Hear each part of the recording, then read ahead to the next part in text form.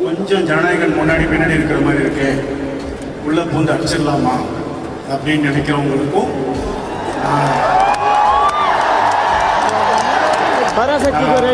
நான் சொல்ல விரும்புறது, ஐயா இது தளபதி படம்.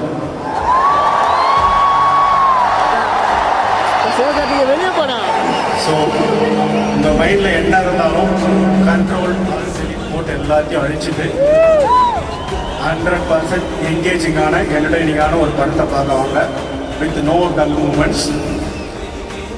நீங்கள் ஆடி பாடி கொண்டாடுறதுக்கும் மூமெண்ட்ஸ் இருக்குது, அமைதியாக உட்காந்து யோசிக்கிறதுக்கும் அந்த படத்தில் மூமெண்ட்ஸ் இருக்குது.